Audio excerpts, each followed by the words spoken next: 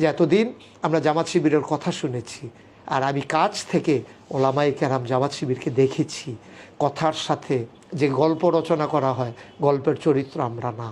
কখনোই থানায় আসামি ছোটাই নেওয়ার জন্য অথবা দালালি করার জন্যে এটা আমাদের স্বভাব না। আপনারা যেভাবে বলেছেন, আপনারা মন্দিরে মন্দিরে পাহারা দিচ্ছেন, জনগণের যে মানে তাদের যে জানমালের নিরাপত্তা বিধান করছেন, একই সাথে সরকারি প্রতিষ্ঠান, অফিস, আদালত সব জায়গায় আপনারা যেভাবে নিরাপত্তা দেওয়ার কথা বলছেন, আমরা এই বাংলাদেশই তো দেখতে চাই। আসসালামু আলাইকুম ওয়া রাহমাতুল্লাহি ওয়া বারাকাতুহু। আউযু বিল্লাহি মিনাশ শাইতানির রাজিম। বিসমিল্লাহির রহমানির রহিম।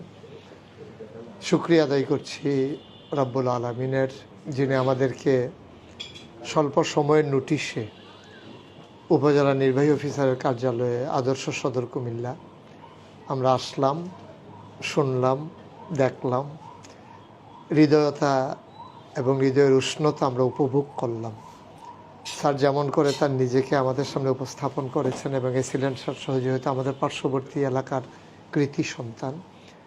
তো আমরা এতটুকুন আপনাদেরকে এনশিওর করতে চাই যে আজকে বাংলাদেশে যে বিষয়টা প্রেক্ষাপট একটা পরিবর্তন হয়েছে, চেঞ্জ হয়েছে, এই পরিবর্তনটা হওয়ার কারণে স্বাভাবিকভাবেই একটা চেইন অফ কমান্ড এটা একটা ভিতরে একটু ছন্দপতন হয়েছে, এটার ভিতরে একটু ঘাটতি দেখা দিয়েছে। এটা আমরা নিজেরা উপলব্ধি করছি।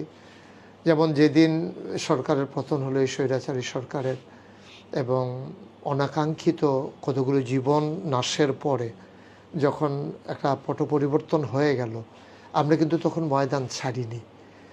আমি কুমিল্লা শহরে থাকি, অথচ কখনো আপনার অফিসে আসিনি। যেমন গতকালকে আমরা যখন ওসি সাহেবের এখানে গিয়েছি ব্রাহ্মণপাড়া, যেহেতু এটা আমার নিজের উপজেলা, উনি বলতে চেয়েছেন যে তারা তো কখনো আসেননি। তা আমি এর জবাবে এটাই বলেছিলাম যে আমরা কখনোই সুদিনে আসার দরকার নাই। আপনাদের যখন ক্রাইসিস পিরিয়ড চলে আসবে, ওভারকাম করার জন্যে আমরা বরাবরই আপনাদের পাশে দাঁড়াই, এটাই আমাদের স্বভাব। কারণ আমরা কখনোই থানায় আসামি ছোটাই নেওয়ার জন্য অথবা দালালি করার জন্যে এটা আমাদের স্বভাব না, আমাদের সাথে যায়ও না। সুতরাং যারা এই জন্য এই কাজগুলো করতে চায়, তারাই স্বাভাবিকভাবে বারবার থানায় ছুটে যায় নিজের ক্ষমতা পাকাপুক্ত করার জন্য এবং নিজেদের স্বার্থকে চাওয়াকে পাওয়ায় পূর্ণতা দেওয়ার জন্য সাধারণত তারা এই কাজগুলো করে। তা আমরা ওনাকেও বলেছি এবং আমরা সেই ঘটনার পর থেকে আপনি জেনে খুশি হবেন যে ব্রাহ্মণপাড়া উপজেলায় মানে একজন সিপাহির দিকে অথবা একজন ওসি সাহেব থেকে শুরু করে একেবারে দারোয়ান পর্যন্ত, সেখানকার যারা রান্না করে সেই লোকগুলো পর্যন্ত কেউ বাঁকা নজরে তাকাবে এই সাহসটাও ব্রাহ্মণপাড়া উপজেলায় কেউ করে নাই। এটা আমরা এনশিওর করেছি। আমাদের ছেলেদেরকে আমরা সেখানে দরজায় গেটের সামনে বসিয়ে দিয়েছি যে একটা লোক এখানে আসতে পারবে না সাধারণ মানুষ। কারণ এই সুযোগে অনেক জায়গায় আপনি নিশ্চয়ই জানেন, সচেতন নাগরিক হিসেবে অনেকগুলো থানা লুট হয়েছে, অনেকগুলো অস্ত্র দুষ্কৃতিকারীদের হাতে চলে গেছে। এটা আজকে আতঙ্কের বিষয়, এটা আজকে ভয়ের বিষয়। তা আমরা বলেছি যে এই লুটতরাজ, এই রাহাজানি, এই সন্ত্রাস, তাইলে কি হলো যে ব্যক্তি পরিবর্তন হলো, কাজগুলো তো রয়েই গেল, বরঞ্চ আরও পুরো মাত্রায় রয়ে গেল। আমরা বলেছি ব্যক্তির পরিবর্তনের পাশাপাশি আর্থসামাজিক প্রেক্ষাপট যতদিন পর্যন্ত পরিবর্তন না হবে ততদিন পর্যন্ত আমরা মাঠ ছাড়ব না, আমরা আমাদের কথা বলা থামিয়ে দেব না। সুতরাং আমরা ওলামায়ে কেরাম যেমন করে শুক্রবারে জুমার দিনে মসজিদের মেম্বারে আমরা কথা বলি, যেমন করে মাহফিলের মঞ্চ আমরা কথা বলি, মানুষকে বুঝাই, আজকে আমাদের সময় এসেছে সেই কথাগুলোকে আলোচনার মাঝে সীমাবদ্ধ না রেখে কার্যতে রূপ দেওয়ার জন্যে। আর সেই রূপ দিতে গিয়েই আজকে আপনাদের কাছে চলে আসা। আমরা আপনাদেরকে এনশিওর করতে চাই যে আপনাদের যখন যে কোনো ক্রাইসিস পিরিয়ড আপনাদের সামনে আসবে, আমরা আছি ইনশাআল্লাহ। সেটা রাত বিরাত হোক, যখনই মনে করবেন যে ডাকা দরকার। কারণ আমাদের একটা ফেস ভ্যালু আছে। আমরা যদি এই আপনার অফিসের সামনে দাঁড়িয়ে যাই, বাংলাদেশের যত বড় দুষ্কৃতিকারী হোক আমাদের সামনে দিয়ে অন্তত উপজেলায় ঢোকার মতো সাহস করবে না, এই বিশ্বাস আমাদের আছে ইনশাআল্লাহ। সুতরাং আমরা আজকে আপনাদের মাধ্যমে এই রাষ্ট্রকেও জানাতে চাই যে যারা আপামর জনতা আছে সবাইকে আমরা বলতে চাই, গতকালকে আমরা পুলিশকে আলাদা নিয়ে কথা বলেছি, সিপাহীদেরকে নিয়ে আলাদা কথা বলেছি যে আপনারা কেন চাকরি ছাড়বেন, আপনারা ব্যবহৃত হয়েছেন, আপনারা নিজেরা কোনো কিছু করেননি। যেহেতু এটা একটা চেইন অফ কমান্ড আছে এই বাহিনীর ভিতরে, তো ঊর্ধ্বতন কর্তৃপক্ষ যে হুকুম করবে আপনি পালন করতে বাধ্য, আপনার মনের চাওয়া ইচ্ছায় হোক আর অনিচ্ছায় হোক। সুতরাং এটার জন্য আপনারা দোষী না, আপনাদেরকে আমরা দোষী করিও না। কিন্তু এই থানাগুলো ছেড়ে গেলে মানুষ যখন মনে করবে আইন শৃঙ্খলা রক্ষাকারী বাহিনী নাই, তখন কিন্তু আরও সমস্যা দেখা দেবে। আমরা এগুলো বলেছি। এবং আমরা হিন্দু যারা, আমি ওদেরকে সংখ্যালঘু বলতে চাই না, ওরাই বাংলাদেশেরই নাগরিক, এবং বাংলাদেশের নাগরিকদের ভিতরে কোনো ক্লাস নাই, সবাই আমরা ফার্স্ট ক্লাস নাগরিক। সুতরাং এখানে আমরা বারবারই বলেছি যে ইনশাআল্লাহ হিন্দুদের এবং বৌদ্ধ, ইহুদি, খ্রিস্টান, যে ধর্মাবলম্বী হোক, তারা নিশ্চিন্তে নিঃসংকোচে তাদের ধর্ম করবে। এবং বাংলাদেশে কি হয় যে যখনই কোনো মন্দিরে আক্রান্ত হয়, যখনই কোনো হিন্দু লাঞ্ছিত হয়, তখন মনে করে এটা উলামায়ে কেরামদের কাজ, আলেম ওলামার কাজ, মাদ্রাসার ছাত্রদের কাজ। অথচ আজকে আপনি ঘুরে ঘুরে দেখেন, প্রতিটি মন্দিরের সামনে আমরা আমাদের ছাত্রদেরকে পাহারায় বসিয়েছি। আমি ঘটনার দিন রাত্র 2:30টায় আমি ঘুমিয়েছি। আমার তো কোনো কাজ ছিল না, আমার তো সরকারের পক্ষ থেকে কোনো ডিউটি ছিল না, কিন্তু আমার যে বিবেক আছে, আমার যে হৃদয়ের উপলব্ধি আছে, এই মানুষগুলোকে যে আমি হৃদয় দিয়ে ভালোবাসি, এজন্যে আমি ঘুরে ঘুরে রাত্র 2:30টা পর্যন্ত সকল মন্দিরের সামনে লোকজন আমাদের চলে গেল কি না, পৌঁছলো কি না, এটা এনশিওর করার জন্য আমি রিক্সা নিয়ে ঘুরেছি। আমি সব জায়গায় তাদেরকে আশ্বস্ত করেছি। আমি আমাদের উপজেলায় আপনি একটা ঘটনা শুনতে পারবেন না যে থানায় না কোনো এই হিন্দু, বৌদ্ধ, খ্রিস্টান যারাই আছে, কারো উপরে কোনো নির্যাতন হয়েছে, নিপীড়ন হয়েছে, আমরা এটা হতে দেইনি। কতই না সুন্দর হতো গোটা বাংলাদেশটা যদি আমরা এভাবে নিয়ন্ত্রণ করতে পারতাম। আপনারা দূর থেকে শুধু জামাত শিবির নাম শুনেছেন, তাদের ব্যাপারে প্রবন্ধ পড়েছেন, গল্প পড়েছেন, পত্রিকার রিপোর্ট পড়েছেন, কিন্তু আজকে আপনি যেখানেই যাবেন, আপনারা যেখানেই যাবেন, যেহেতু চাকরির সুবাদে নানান জায়গায় আপনাদের বদলির চাকরি, যেখানেই যাবেন, যখন যাবেন, তখন আপনি তাদেরকে বলতে পারবেন যে এতদিন আমরা জামাত শিবিরের কথা শুনেছি, আর আমি কাছ থেকে ওলামায়ে কেরাম জামাত শিবিরকে দেখেছি। কথার সাথে যে গল্প রচনা করা হয়, গল্পের চরিত্র আমরা না, কল্পিত চরিত্র সেগুলো।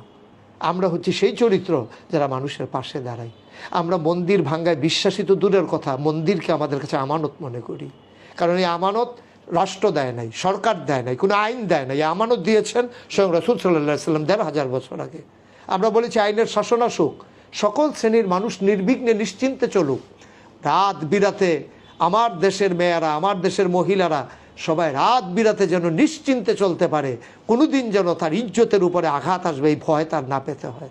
আমরা তো এমনই দেশ চাই, আমরা তো এমনই সুন্দর দেশ চাই। আপনারাও আমাদের সাথে একমত, আপনারাও চেয়েছেন, কিন্তু নানান প্রতিবন্ধকতার কারণে ক্ষমতাসীন মানুষগুলোর অন্যায় আবদার বাস্তবায়ন করতে গিয়ে আপনারাও পরিস্থিতির শিকার হয়েছেন। আপনাদের সুকুমার বৃত্তিগুলো আপনারা লালন করতে পারেননি, আপনাদের মেধার বিকাশ ঘটাতে পারেননি। আপনারা অনেক যোগ্য, অনেক জিনিয়াস আমার দেশের ছেলেরা। আজকে যারা রাস্তায়, যে ছেলেগুলোকে জোর করে সেদে সেদে মা বাবা ভাত খাওয়াতে পারেনি, সেই ছেলেগুলো আজকে রাস্তায় বৃষ্টিতে ভিজে ভিজে, ট্রাফিক, আমি দেখেছি বৃষ্টি আসলে আড়ালে চলে যেত, কোনো ছাদের নিচে যেত, কিন্তু আমার ছেলে মেয়েরা একটাও ছাদের নিচে যায় নাই। আপনি ভাবতে পারেন? অবাক বিস্ময়ে বাংলাদেশ তাকিয়ে দেখেছে, এ প্রজন্ম কোন প্রজন্ম, এই প্রজন্ম কোন প্রজন্ম, ওরা কি চায়? ওরা নিজেদের জন্য কিচ্ছু চায় না, ওরা একটা সোনার বাংলা চায়, শুধু কাগজে পত্রে নয়, আক্ষরিক অর্থে নয়, বাস্তবতায় একটা বাংলাদেশ চায় যে বাংলা সোনার বাংলা হবে। সুতরাং আজকে আমরা আপনাদেরকে এটাই বলতে চাই, আপনাদের কাছে আমাদের কোনো আবদার নিয়ে আমরা আসিনি, আমাদের কোনো চাওয়াকে পাওয়ায় পূর্ণতা দেওয়ার জন্য আপনাদের কাছে আমরা আসিনি। আমরা এসেছি এই জন্যে যে আপনাদের সুকুমার বৃত্তিগুলো আপনার বহিঃপ্রকাশ ঘটুক, আপনারা বলতে শিখেন, আপনারা অন্তত বন্ধুবান্ধব ফ্রেন্ড সার্কেলে হলেও বলেন যে আমরা জামাত শিবির বলতে যা শুনতাম বাস্তবতা তা নয়। ওরা অতন্ত্র প্রহরী, দেশকে ওরা ভালোবাসে, হৃদয়ের মাঝে দেশের ভালোবাসা ওদের ভরাট করা আছে। সুতরাং আজকে আমাদেরকে আপনি সময় দিয়েছেন, আপনি ব্যস্ত মানুষ, অনেক দায়িত্বপূর্ণ একজন মানুষ। আমরা আপনার মাধ্যমে গোটা বাংলাদেশের সকল প্রশাসনের মানুষকে জানাতে চাই, আমরা এই সত্যিকার অর্থে দেশপ্রেমিক। যারা দাবি করে দেশপ্রেমিক আর ক্রাইসিস পিরিয়ডে যারা নিজের জীবন নিয়ে পালিয়ে যায়, ওরা বলতে পারে কিন্তু দেশপ্রেমিকের পরিচয় দিতে পারল না। কর্মীরা কোথায় যাবে? মন্ত্রী এমপিরা কোথায় যাবে যে মানুষটি ভাবলো না, সারাটা জীবন কাঁদলেন, আমি আপনাদের দুঃখ বুঝি, এই বুঝি দুঃখ বুঝার নমুনা? বোনকে নিয়ে পালিয়ে গেলেন, বাকি মানুষগুলোকে কোথায় রেখে গেলেন আপনি? এ দেশবাসীকে কোথায় রেখে গেলেন? এ নিরাপত্তাহীনতায় রেখে গিয়ে আপনি কিসের পরিচয় দিলেন? আপনি অভিভাবক, এ দেশের অভিভাবক, ৫৬,০০০ বর্গমাইলের আপনি অভিভাবক, আপনি অতন্ত্র প্রহরী হবেন এই দেশের। সুতরাং ক্ষমতা দখল করা যায়, ক্ষমতার সুফল দেওয়া বড়ই কঠিন। ১৫০০ বছর আগে আইনের শাসনকারে কয়ে দেখিয়েছিলেন অর্ধ পৃথিবীর প্রেসিডেন্ট আমিরুল মুমিনিন খলিফাতুল মুসলিমিন হযরত উমর। তার ছেলে যখন অপরাধে ধরা পড়ে গেল, তিনি বললেন কার ছেলে দেখার দরকার নেই, অপরাধী এটাই তার পরপরিচয়। তিনি নিজের হাতে চাবুক মারলেন ছেলের পিঠে। বাকি চাবুকগুলো যখন সে মৃত্যুর কূলে ঢলে পড়লো, বাকি চাবুকগুলো তার কবরের উপরে দেয়া হলো। আইনের শাসন তাকেই বলে। সুতরাং কখনোই আমরা আপনাদের কাছে আসবো না যে আমার একজন কর্মীকে আপনি ছেড়ে দেন যে মাদকের সাথে জড়িত। আমরা কখনোই বলবো না আমাদের লোকটাকে ছেড়ে দেন যে লুটতরাজ রাহাজানি চাঁদাবাজির সাথে জড়িত। আপনাদেরকে স্বাধীনভাবে আপনাদের রাষ্ট্র পরিচালনার জন্য আপনার আওতাধীন এলাকায় আপনি আপনার মতো করে সকল কাজ নিশ্চিন্তে নির্বিঘ্নে আমাদের সহযোগিতা নিয়ে যেন করতে পারেন, আমরা এতটুকু আল্লাহকে সাক্ষী রেখে আপনাকে এনশিওর করে গেলাম। আপনি আমাদেরকে পাবেন ইনশাআল্লাহ। যে কোনো ক্রাইসিস পিরিয়ড ওভারকাম করার জন্য মেহনা ইনশাআল্লাহ। আপনি যখন দেখবেন রাত 3টায় আমি গাড়ি নিয়ে চলে এসেছি। আমি এতটুকুনই বললাম, আর বাকিটা আমরা কাজে প্রমাণ দেবো ইনশাআল্লাহ। আমরা বিশ্বাস করি এবং আমরা সবাই মিলে যারা জীবন দিয়ে দিল, যার গেছে সেই বুঝে তার কি গেল, আমি আর আপনি বুঝবো না। আমার একটা ছেলে ইউনিভার্সিটিতে পড়ে, যখন আমি সাঈদের বুকে গুলি দেখেছি, আমি কল্পনায় আমার ছেলেকে ভাসিয়ে নিয়েছিলাম যে এই ছেলেটা সাঈদের জায়গায় যদি আমার মিসবা দাঁড়াতো, আর তার বুকটা যদি এভাবে ঝাঁঝরা হয়ে যেত, তার মাকে সান্ত্বনা দেওয়ার জন্যে কোনো ভাষা এই পৃথিবীতে এখনও আবিষ্কার হয় নাই। তাদের দুঃখ মুছে দেওয়ার জন্য কোনো ঔষধ, কোনো মলম এই পৃথিবীর কোনো আপনার কেমিস্ট্রি এখন পর্যন্ত আবিষ্কার করতে পারিনি। সুতরাং আমরা সবাই মিলে তাদের জন্য দোয়া করি, আল্লাহ যেন তাদের কবরগুলোকে জান্নাতের টুকরা বানিয়ে দেন, তাদের কাঙ্ক্ষিত বাংলাদেশ যেন আমরা ভোগ করতে পারি, আল্লাহ যেন তৌফিক দান করেন। কঠিন সময়ে যখন একটা ট্রানজিশন পিরিয়ড যাচ্ছে, তো এই সময়ে যখন দেশ সংস্কারের একটা প্রক্রিয়া চলমান আছে, এই সময়ে আপনারা এগিয়ে এসছেন, সবার আগে এগিয়ে এসছেন, এটিকে আমি সাধুবাদ জানাই, এটা আমি ধন্যবাদ জানাই, কৃতজ্ঞতাবোধ জানাই। আপনারা যেভাবে বলেছেন, আপনারা মন্দিরে মন্দিরে পাহারা দিচ্ছেন, জনগণের যে মানে তাদের যে জানমালের নিরাপত্তা বিধান করছেন, একই সাথে সরকারি প্রতিষ্ঠান, অফিস, আদালত সব জায়গায় আপনারা যেভাবে নিরাপত্তা দেওয়ার কথা বলছেন, আমরা এই বাংলাদেশই তো দেখতে চাই। এখন আমাদের আইন শৃঙ্খলা রক্ষাকারী বাহিনীটা এখনো পুরোপুরি মানে গুছিয়ে উঠতে পারেনি। এই সময়টাতে আপনাদের খুব প্রয়োজন, আপনাদেরকে আমাদের পাশে চাই এবং আপনারা সবাই মিলে একসাথে কাজ করতে চাই। আমরা একটা বৈষম্যবিহীন বাংলাদেশ চাই। আজকে যে সমাজে এত লুটতরাজ হচ্ছে, একটা আইন শৃঙ্খলার যখন অবনতি হয়েছে, এই সুযোগটা নিয়ে কিছু মানুষ দুষ্কৃতিকারী, তারা, আমি দুষ্কৃতিকারী বলবো না, আমরা বলবো তারা সুযোগ সন্ধানী এবং সুবিধা বঞ্চিত এই মানুষগুলোর কাছে, যে লোকটা কুমিল্লা পুলিশ লাইনে ঢুকে 1 বস্তা চাল মাথায় নিয়ে চলে গেছে, তার স্যান্ডেলটা ফেলে গেছে, তার কাছে ওই 1 বস্তা চালের মূল্য আছে, এটা বুঝতে হবে। এই মানুষটার কাছে চালের মূল্য আছে, যদি তার সেই অভাবটা যদি আমরা মিটাতে পারি, এই মানুষগুলার যদি এই অভাবটা না থাকে, কখনো এই মানুষগুলা কিন্তু এই সুযোগটা নিতে আসবে না। আমি বিদেশে পড়াশোনা করেছি, আমি আমার মানিব্যাগ বিদেশের মানে পরিবহন ব্যবস্থা যেটি আছে, তাদের মেট্রো রেল আছে, তাদের বাস আছে, সেই গণপরিবহনে আমার ওয়ালেট 3বার হারিয়ে গেছে, 3বারের মধ্যে 2বার আমার বাসায় এসে আমার ওয়ালেটটা আমাকে দিয়ে গেছে। এবং সকালবেলা ফোন করে বললো যে আপনি কি রোমেন বলছেন? আমি বললাম জি বলছি। বললো যে আমি আসলে খুব দুঃখিত, আমি আপনাকে আসলে সকাল সকাল ডিস্টার্ব করছি। বললাম যে কেন? বললো যে আপনার একটা ওয়ালেট মনে হয় হারিয়ে গেছে, আমি অনেক কষ্টে আপনার কন্ট্যাক্ট নাম্বারটা, আপনার আইডি কার্ডটা দেখে জোগাড় করে আপনার ওয়ালেটটা বাসায় ফেরত দিতে এসেছি। তো এই যে একটা মানুষের মধ্যে নির্লোভ, মানুষ যখন তার অভাব থাকে না, তখন তার মধ্যে লোভ থাকে না, তো এই অভাব থেকে কিন্তু মানুষের এই লোভের জায়গাটা তৈরি হচ্ছে।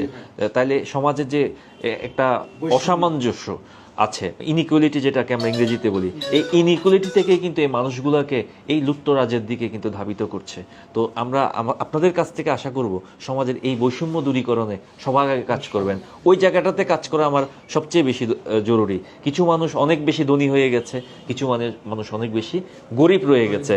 তাহলে এই মানুষগুলোকে যদি আমরা উঠিয়ে নিয়ে আসতে পারি, তাহলে আমাদের সমাজে শান্তি শৃঙ্খলা ফিরে আসবে, এটি আমার বিশ্বাস। আপনাদেরকে নিয়ে আমরা আলেম ওলামা, জামায়াত, শিবির, বিএনপি, সকল রাজনৈতিক দলকে নিয়ে আমরা একসাথে কাজ করতে চাই। আমরা একটা বৈষম্যবিহীন সমাজ গড়তে চাই, এই সমাজের অংশীদার হবে সকলে। ধন্যবাদ।